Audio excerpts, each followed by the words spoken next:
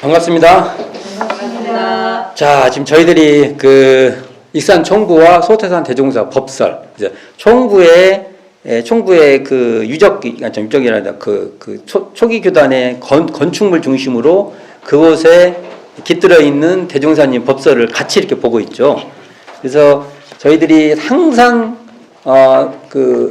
성지순례에는 대종사님의 법설이 그곳에 없으면은 우리는 껍데기만 보는 겁니다. 그걸 항상 염두에 두고 오늘은 자, 지난 시간에 소태산 대종사 열반과 그 장이 행렬길 쭉쭉 한번 살펴봤어요. 그래서 대종사님이 이렇게 화장했던 화장막 또 가보고 그때 이제 그 대종사님 운구를 이렇게 하시고 하는데 재밌는 얘기가 많아요. 운구를 쭉 해 가잖아요. 가서 화구에 못 들어가시는 거예요. 대종사님 등치가 그러니까 그 일반에 맞춰가지고 그게 이제 이렇게 돼 있는데 대종사님한테 맞춰놓으니까 대종사님이 이게 그 관이 안 들어가는 거예요. 그래서 그 관을 은행나무로 만들었다고 지금 알고 있는데 그것을 관을 해체를 하니까 거기에 있는 일본 그 모든 것을 다 검열을 했나 봐요. 검열 일제가 확인을 다 일본 경찰이 확인을 하면서 하는 거예요. 과정이. 그런데 이렇게 대종사님께서 이렇게 관을 여니까 너무 평화롭게 이렇게 계시니까 그리고 이렇게 보니까 냄새가 좋은 냄새가 나. 그러니까 그 일본 그 순사가 대종사님 이렇게 냄새를 맡아보고 좋은 냄새가 난다고. 그게 참 벌써 아까 말한 대로 며칠 지났죠? 지금 아까 5일인가 됐죠? 5일장 있어요.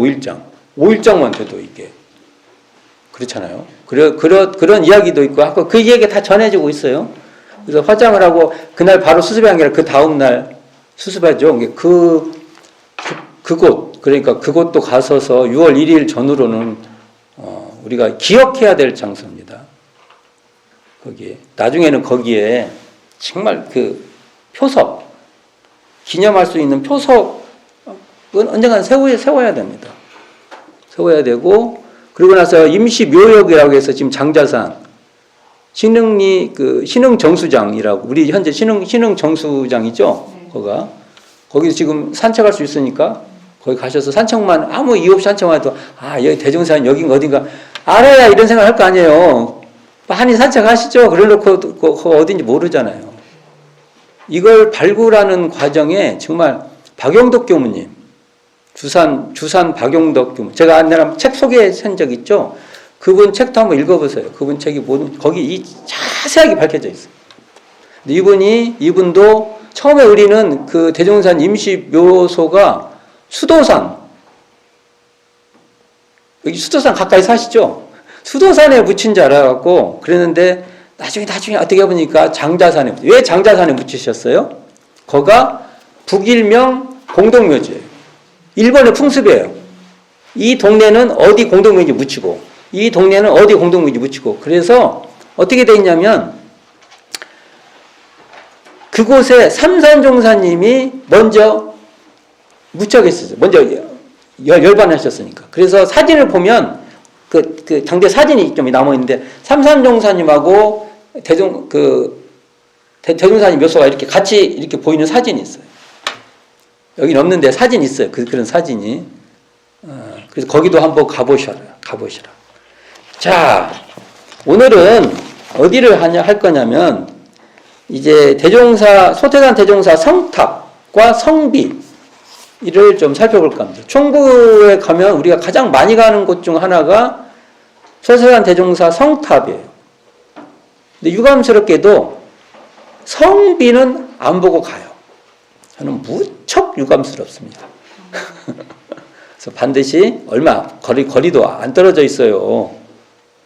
한두 발 옮기면은 성탑에서 성비를 가요. 근데 왜 거기를 안 보고 가십니까? 그래서 오늘은 그 양면을 참 살펴볼까 합니다. 아까 쭉 설명을 했죠. 하여간 원기 28년 6월 1일 대종사님 열반에 들어서 대종사님 화장을 하셔서 그게 장애행렬 수가 200명 정도로 제한했는데, 그러니까 이분들은 거의 그래도 법복 행복을 검은 법복, 이게 행복이라고 했죠. 그 입고 계신 분들이 태반이었죠. 자, 그래서 이제 49일, 그러니까 금강리 그 수도사는 화장막에서 성회를 화장해서 다시 영춘원 종법실로 임시 안치를 하고 49제 이후에 다시 신흥리 장자산 공동묘지에 안장돼서 여기에 소태산 일원 종사지묘 사진에 써져 있어요. 이렇게 소태산 일원 종사지묘. 그 묘비가 지금 남아있는가 모르겠어요. 저도 멍청해요. 이게 현행 옛날에 저희 학교 다닐 때 참 저희도 책임을 지어야 될 세대 중 하나예요. 송대 그 주위에 이 돌들이 있었어요. 그리고 일부가 또 대각전 올라가는 데 있었다고 지금 저는 보는데, 근데 이것을 나중에 다시 이렇게 정리했는데 이게 어디에 어떻게 보존되어 있는지를 지금 저희 눈에는 안 보여요. 혹여요. 버려버렸다고 하면 불사.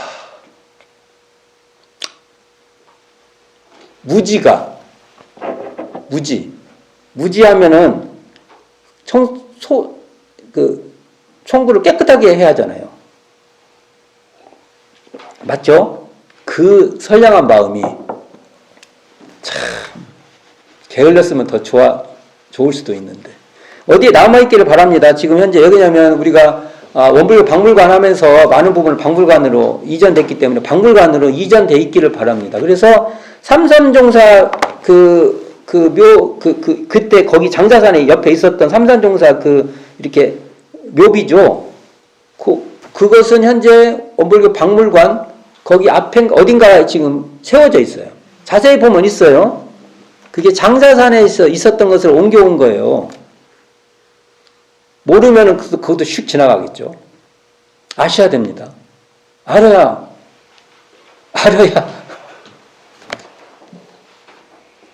자, 그 얘기 많이 하면 안 돼요. 제가 마음이 아파. 그러니까 그 장자산에서 6년이 지난 원기 34년 4월 25일 이거 교사에 써 있어요. 송대의 송림의 성탑을 조성하여 이안하게 돼요. 근데 이게 재밌는 것은 이 땅이요. 대종사님 당대에 이 송림이 귀중한 땅이 될 것이라고 대종사님께서 말씀하셨어요. 그 땅을 이렇게 그리고 이게 굉장히 귀중한 땅이 될 것이다. 그런데 이게 결국은 대종사님을 추모하는 영모동산이 되는 것이죠. 그 땅이 그게 한번 나중에 뭡니까 검색을 해서 대종사님 성탑을 보면 성탑이 어떻게 되냐면 기단부가 있고 탑신이 있고 탑갓이 있고 상륜부가 있고 그래요. 대개 하나 둘 셋 네 개로 구분을 해요. 구분하기를. 근데 여기를 보면 이 돌이 황등석, 황등화강석. 왜 황등화강석이 좋냐고 하냐면 이게 돌이 우리 좀 거기를 파고 있지만 그게 원래 지구 입장에서 보면 그냥 돌멩이 하나 돼요. 지구 입장에서 돌멩이 하나를 인간들이 이렇게 캐고 있는 거예요. 그러니까 재질이 똑같다는 거죠. 그래서 잡석이 비록 다른 색깔이 없이 그걸 있어서 이것을 뭔가 할 때 깔끔하게 뭘 할 수 있어서 좋다고 합니다. 그래서 연화를 양각한 기단 거기 보면은 나중에 그 성탑을 가보면 그 기단부에 올라가면은 연화 기단이 또 있어요. 이렇게 연꽃하고 연잎 이렇게 있는 거 있어요. 그 위에 그 그 위에 대종사 성탑이라는 이렇게 써져 있어요. 성탑이 있고 그 이렇게 이름이 써 있는 게 있고 그 위에 연화대석 또 연화대가 좀 이렇게 더 이렇게 멋있게 이렇게 연꽃이 또 올라가 있고 그 위에 지금 그러니까 원석 동그랗게 이렇게 원석이 있죠. 그 안에 대종사님 성회가 봉안돼 있다.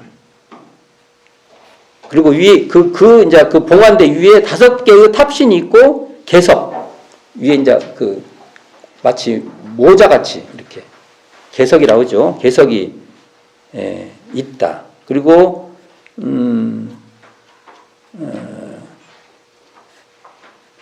거기 이렇게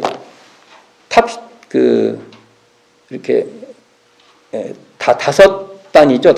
다섯 단으로 알고 있는데 이렇게 보면 그 맨 위에 거기 이론상이 그려져 있다. 그래서 그러니까 가서 구조도 자세히 보세요. 어디에 연꽃 기단이 있고 대종사님 성탑이라고 써진 것이 어디에 있고 그다음에 저기 이렇게 5층이죠. 5층 탑신이 있는데 5층 탑신 중에서 이론상이 몇 층에 있는가 이것도 뭐 자세히 그냥 휙 지나지 말고 조금 더 눈을 가지고 1층, 2층, 3층, 4층, 5층 탑신이 5층이 있구나. 근데 5층 그 저쪽 위에 이론상이 검정 이걸로 이론상이 이렇게 돼 있어요. 그것도 이렇게 한번 보시고 유심히 그냥 휙 지나가지 마시고 그림을 그려서 시험까지는 안 보지만 그래도 저렇게 돼 있구나. 그렇게 한번 보세요. 한번. 그래가지고 이것이 시작은 원기 34년 4월 25일 날 시작을 해갖고 그해 10월에 준공을 합니다. 좀 걸렸죠? 5월, 6월, 7월, 8월, 9월, 10월. 그래도 한 6달 정도는. 근데 이것을, 이 건축을, 누가 감역을 하시냐면 사산 오창건 선생님께서 열반을 얼마 앞두고까지 이걸 감역하고 이거 끝나시고 돌아가십니다. 사산 오창건 선생님이 그렇다.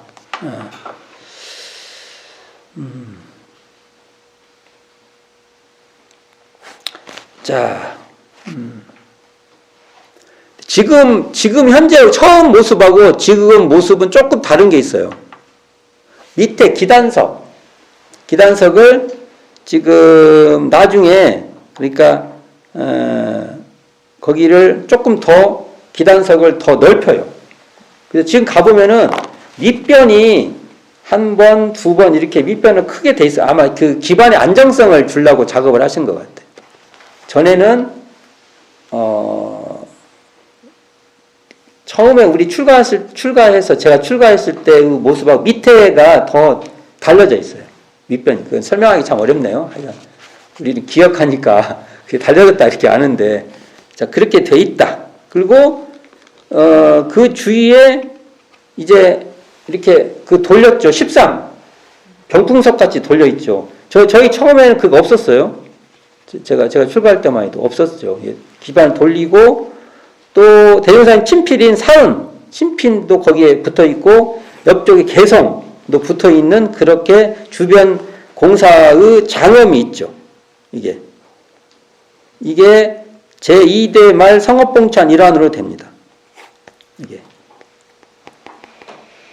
그렇다는 거죠. 이게 처음에 세우고 그 뒤에 나중에 한 번 더 그 장엄이 또 한 번 더 이루어졌다.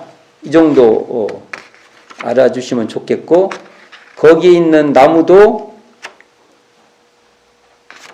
들어갔을 때 왼쪽 나무가 그때 저희 출가했을 때마다 어떤 그렇게 멋있는 나무가 있었어요. 근데 그 열반하셔가지고 대처목이 심어져 있고 지금 옆 오른쪽에 있는 분도 많이 상태가 안 좋으세요. 오래 이제 되시니까 그만 그래서 이렇게 안전하게 이렇게 다 해놨잖아요. 그러니까 그분들이 이렇게 좌우 성탑을 좌우 이렇게 협시하듯이 이렇게 싸고 있었는데 그것도 세월이 지나면 또 그렇게 되는 것이죠. 그러니까 우리가 가시면 좀 감수성을 가지고 이 양쪽에 계신 그 소나무님이 대종사님을 이렇게 잘 지키고 계시니라고 애쓰신다고 그래서 마음으로 참 애쓰십니다. 우리가 좀 감성적으로 좀 그렇게 좀 접근을 좀 해주셨으면 좋겠어요. 가서 뭐 나무가 소나무가 계시는지 안 계시는지 그냥 그러지 마시고요. 좀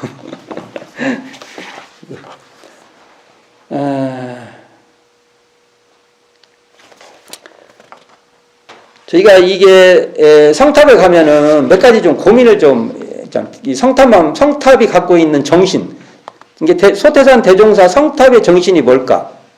그거 성탑은 한마디로 말하면 개미 열반상의 상징이에요. 대종사의 열반. 그럼 대종사의 열반을 어떻게 우리가 이해를 해야 될까? 아까 전에도 한번 말씀드렸지만 대종사님께서 열반하실 때 저희들에게 정전을 선물로 주시고 가십니다. 그리고 대종사님 성탑을 보면 저희들은 대종사님의 참된 그 모습은 정전이다 이렇게 이해할 필요가 있다. 그거 봅니다. 그렇게 봐요. 그래서 우리가 정전을 정말로 소중하게 생각했다. 심지어 정전을 낼 때 계속 일경이 거부하잖아요. 허락을 안 내잖아요. 근데 조건 중 하나가 1호로 내면 해주겠다. 그럼 대종사님께 뭐라 했냐면 그러면 나중에 불쏘시게 된다. 맞는 말이죠.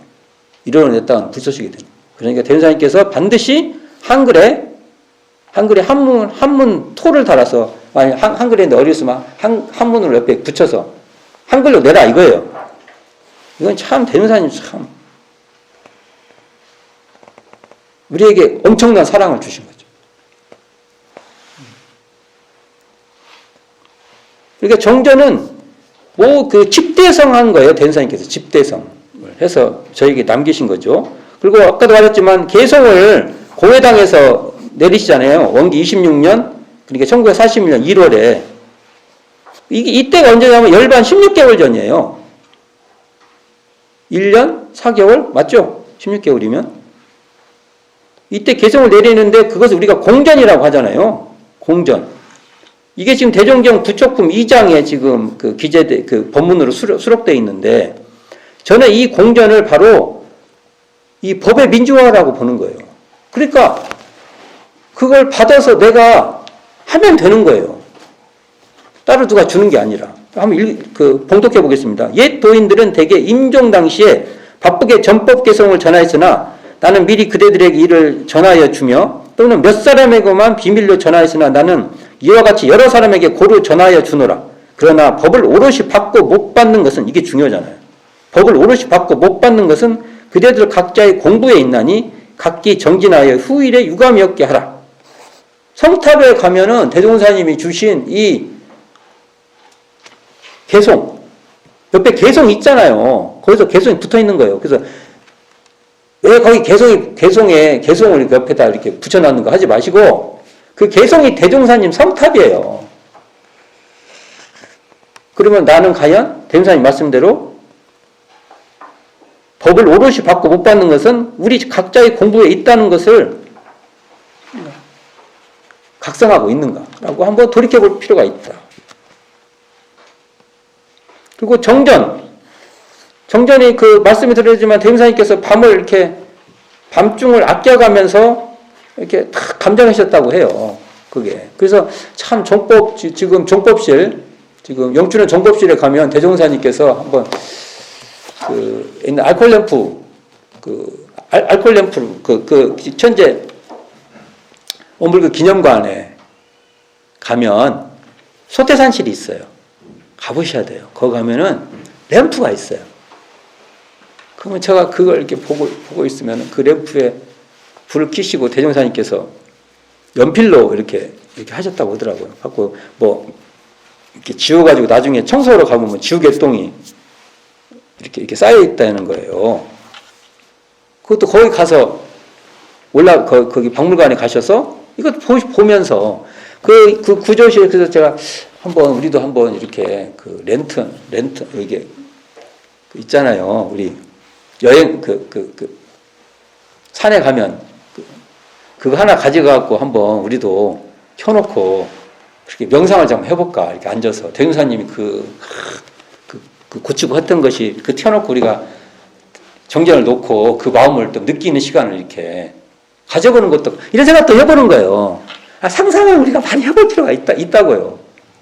그 공간에서 우리가 많은 것들을 이야기해 볼 수 있잖아요. 우리가 그때 그 와중에 이 법문 그러니까 때가 급하여 이제 만전을 다하지 못하였으나 나의 일생 포부와 경륜이 그 대유는 이 한 권, 이 정전에 거의 표현되어 있나니 삼가 받아가져서 말로 배우고 몸으로 실행하고 마음으로 증득하여 이 법이 후세만대 길이 전해지게 하라. 앞으로 세계 사람들이 이 법을 알아보고 크게 감격하여 봉대할 사람이 수가 없으리라. 이게 지금 대종경 부처품 3장에 있잖아요.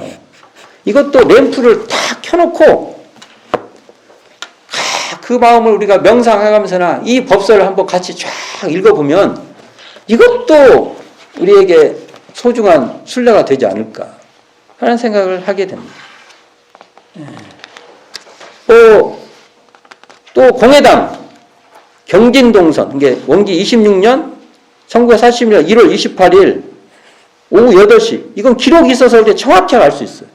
오후 8시에 공회당 선방에서 대종사님께서 주산 송도선 교무에게 칠판 한가운데 줄을 치고 오른쪽에는 개송 왼쪽에는 정정 무지선의 강령인 육군이 무사하면 잡념을 제거하고 일심을 양성하면 육군이 유상하면 불의를 제거하고 정의를 양성해라는 동정감 분리선을 쓰도록 하는 겁니다. 양쪽에 쓰도록 하는 거예요. 그리고 나서 대종사님께서 다승의 부연 설명을 해 주셨다. 그러니까 대종사님의 열반은요. 대종사님의 열반은 바로 이런 쌍을 보여주신 거예요. 그러니까 성탑에 가면 내가 더 이런 쌍을 수행의 표본으로 모시고 이런 쌍을 신앙의 대상으로 모시고 특히 이런 쌍을 수행의 표본으로 모셔서 동정간에 항상 이렇게 마음 공부를 놓치지 않겠다. 이런 생각을 거기서도 해볼 필요가 있다. 또는 그러니까 개미열반상의 참뜻은요, 사실은 대종사님의 대종사님이 대각을 하시고 당신의 교법을 정전에다 남겼잖아요. 그러니까 사실은 개미열반상의 소태산 대종사 성탑은 정전이에요. 저는 그렇게 봅니다. 그래서 성탑을 볼 때 정전에 대한 각성이 생기지 않으면 참된 성탑을 간 게 아니다. 그렇게 우리가 좀 이해를 할 필요가 있다. 그래서 혹여 대종사님의 정전이 아니라 자기 생각과 자기 어떤 자기 어떤 분별의 그런 정전을 보면서나 자기 그냥 대종사님 뜻이 아니라 그냥 자기의 정전이 돼버리면 안 된다라는 생각을 가져봅니다. 대종경 부촉품 4장에서 내가 이제 깊은 곳으로 수량을 가려 하노니 만일 내가 없더라도 퇴굴심이 나지 않겠는가 스스로 반성하여 마음을 추어 잡으라. 이게 대종경 부촉품 4장에 나와요. 성탑에 가면은 대종사님께서 말했습니다. 영 급하면 정전 하나 들고 산에 들어가면 된다. 어디 피신하면 된다 이거예요. 이런 말씀까지도 했다고. 그러니까 이런 것들을 그 대종사님 성탑에서 우리가 대종사님이 마지막에 남기셨던 말씀들을 되새길 수 있는 곳이 됐으면 좋겠습니다. 참고로 우리가 대종사님 성탑을 보면 어떻게 되면 연화대가 나와요. 연화대. 이 연화대는 어떤 뜻이냐면 깨달음의 자리를 표현한 겁니다. 연화대는 되게 연화대를 한다는 것은 이게 부처님의 이게 깨달음 이걸 표현하기 위해서 연화대를 만들어요. 그러니까 우리는 대종사님의 대각의 자리요, 은혜의 자리, 대각과 은혜를 밝혀낸 자리가 바로 연화대다. 대종사님께서 이런 사항의 진리를 깨치시고 불법을 주체 삼아 회상을 여신 그러한 꽃자리가 바로 연화대다. 연화대 성탑을 이렇게 연화대를 보면은 저가 바로 대종사님의 대각에 의해서 불법을 주체 삼아서 정말 사은사요 삼학팔조를 펼치신 그 교법의 자리가 바로 저 연꽃이 펼쳐진 자리다라고 우리가 그것도 살펴볼 수 있다. 그래서 하여간 성탑을 보면 이것저것 생각을 많이 해보시길 바라고. 자, 그 밑에 조금만 내려가면 뭐가 있다고요? 성비, 정확한 이름은 원각성전 소태산 대종사 비명병서 이렇게 되어 있죠. 이 말은 비명과 아울러서 서문이라는 거죠. 요게 지금 있는데 이 굉장히 중요합니다. 정산종사님께서 그래서 이 총부에 이 성비 대종사님 성비를 세운 이전과 이후는 다르다. 저는 이렇게 봅니다.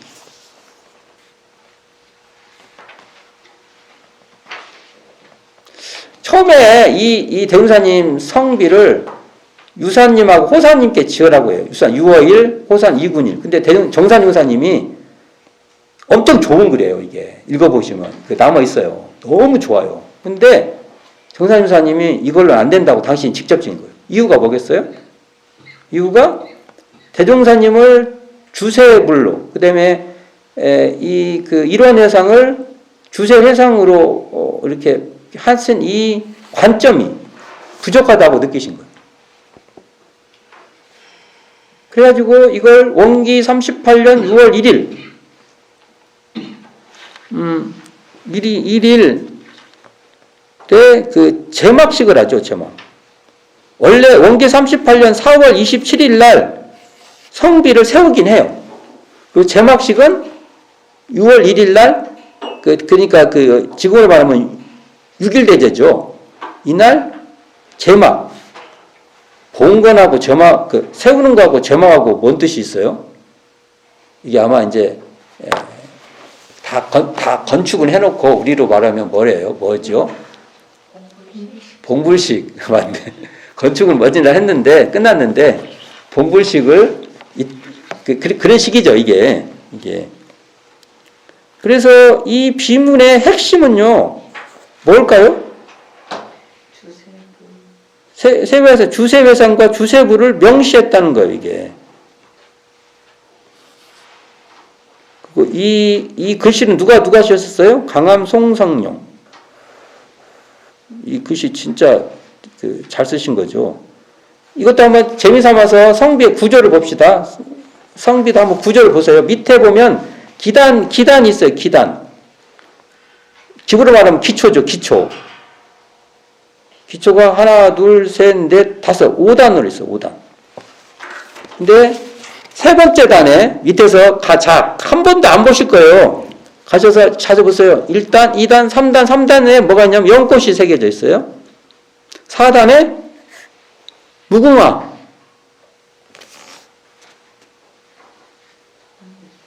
그렇게 돼 있어요.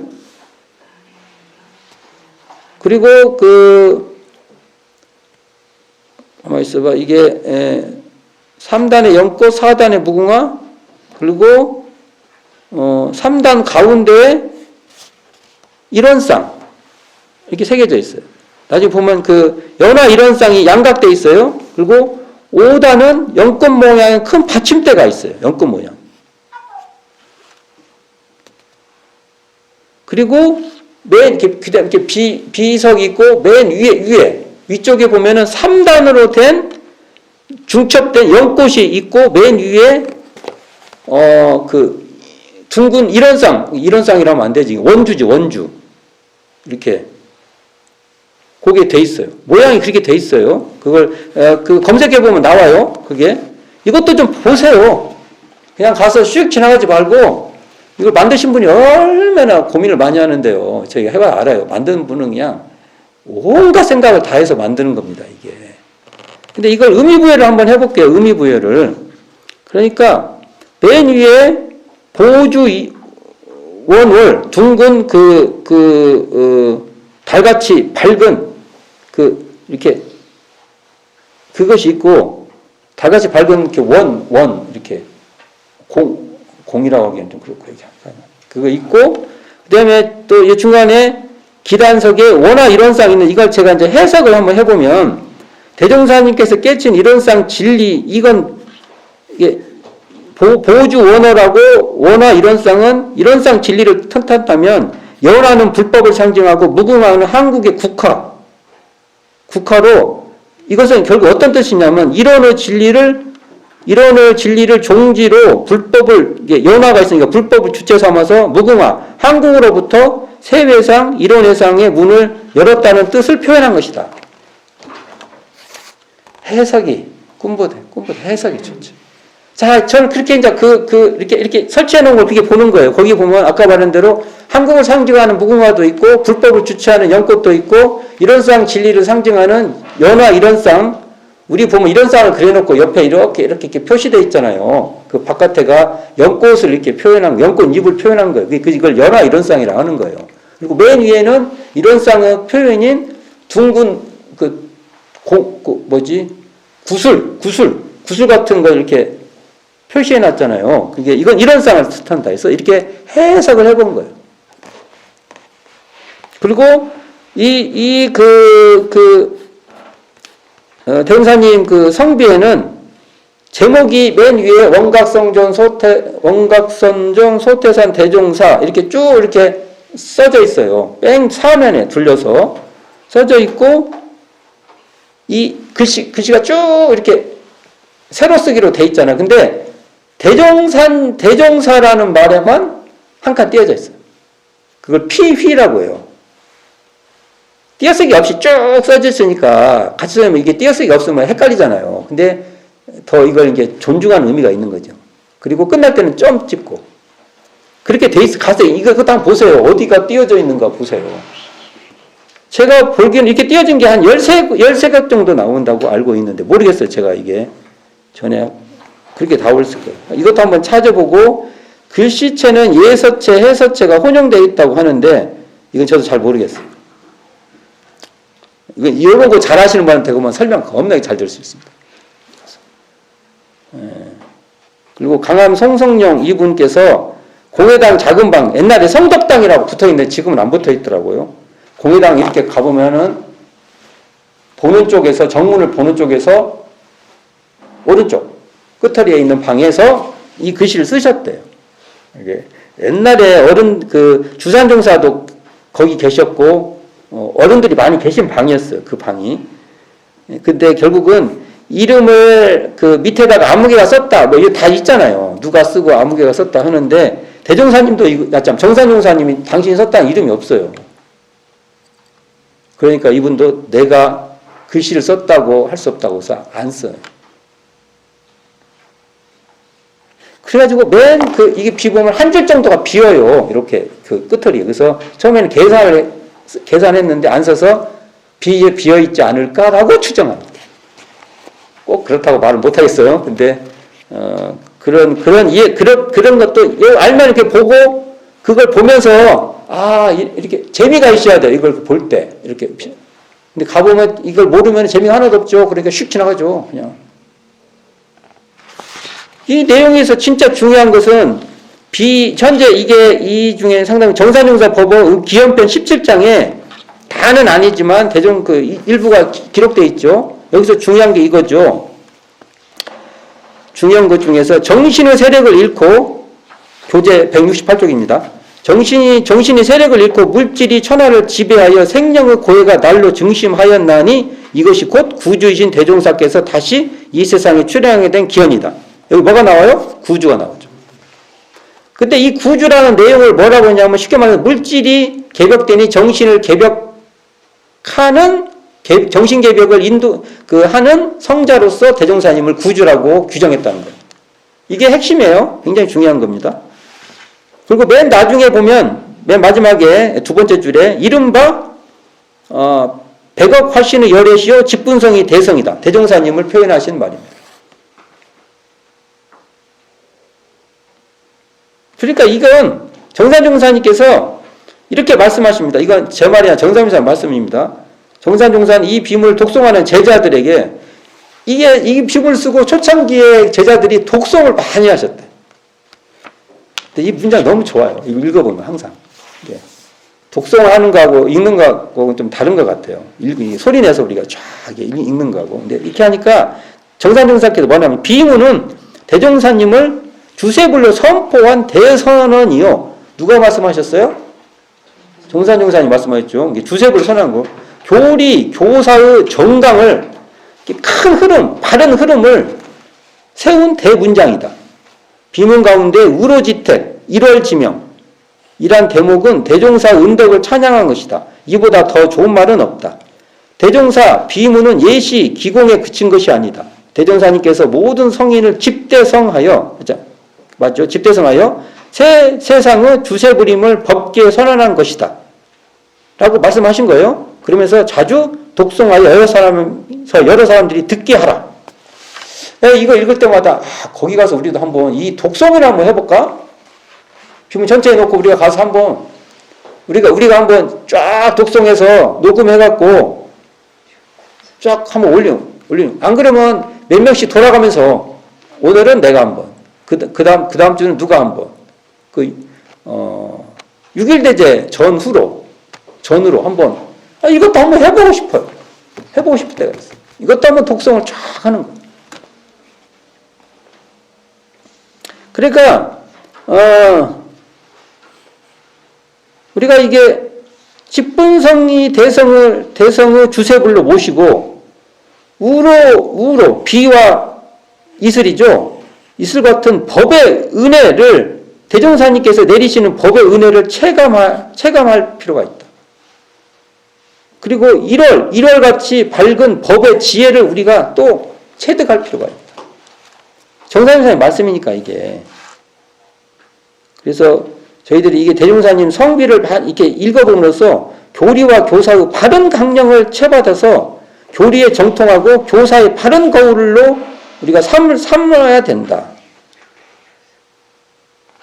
자, 이 말을 또 생각할 필요가 있습니다. 이 말에서. 대종사님을 주세불로 모시자고 하니까 또 과거 종교식으로 가요. 이 말은 했지만 이 말을 이해하는 방식이 과거 종교로 이해하냐, 대종사님의 의도대로 미래의 세색으로 가냐, 이거 달라요. 대종사님을 주세불로 모시자고 하는 것은 옛날 서가모니 같이 그분만 받들라고 하는 게 아니에요. 일열에, 그것을 상징적으로 일열애라고 하잖아요. 한 열애만. 대종사님을 주세불로 받든다는 것은 대종사님이 말씀하죠. 천열의 만보살 또는 미륵이다. 미륵이다. 용화상이다. 이런 표현을 해요. 대종사님께서. 그러나 그 뒤에 설명한 걸 봐야 돼요. 뭐냐? 차차차차 깨치는 것이 미륵이고 그러한 세상이 용화의 상이다. 그럼 누가요? 대종사님 한 사람을 말한 게 아니에요. 대종사님 표현을 한다면 처처불상 사사불공이 바로 주세불이 하고 싶은 뜻이에요. 주세불을 받든다는 것은 우리가 처처불상 사사불공이 되는 거예요. 그렇죠? 그러니까 이걸 이해하는 방식이 다른 거예요. 주세불이. 그러니까 소태산 대종사를 주세불이라 하는 것은 물질이 개벽되니 정신을 개벽하자는 포부와 경륜을 제시하여 일체 생명을 사은사요 사막팔조 교법으로 천열의 만보살이 되도록 하여 광대무량한 낙원으로 인도하는 지도자를 말하는 것이다. 내가 써봤어요. 말로 하려면 더 길어질 것 같아서. 그러니까 봐요. 소태산 대종사를 주세불로 모시는 뜻은 소태산의 가르침인 사은사요 사막팔조를 통해서 무엇을 통해요? 대종사의 교법인 일원상이 근원한 사은사요 사막팔조를 통해서 모두가 정신개벽의 주역이 될 수 있기 때문에 대종사님을 주세불이라는 거예요. 대종사님의 법인 사은사유 사막팔조가 모두를 부처로, 우리가 일반적으로 할 때 부처로 되게 하기 때문에 대종사님 주세불을 하는 거예요. 그러니까 물질이 개벽되는 시대에 사은사유 사막팔조 교법으로 정신의 세력을 확장하여 물질의 세력을 항복받아 사용할 수 있는 그러한 광대무량한 낙원의 주인공으로 인도하는 지도자이기 때문에 대종사님을 주세불이를 한 거지. 대종사님 한 분을 잘 받으면 내가 막 복 받고 막 천국 가고 뭐 대종사님 따르면 어디 저 서방 정토에 태어나고 그걸 말한 게 아니라 대종사님의 가르침인 일원상에 근원한 사은사유 사막발조로 광대무량한 낙원으로 모두가 그렇게 누리고 살 수 있기 때문에 대종사님을 주세불로 모시는 것이다. 이것을 잘 우리가 받들어야 되지 않을까라고 생각이 됩니다. 여기 옆에 지금 뭡니까? 그 대종사님 성비 옆에 보면 불종불박 그 주춧돌 모형석이 있어요.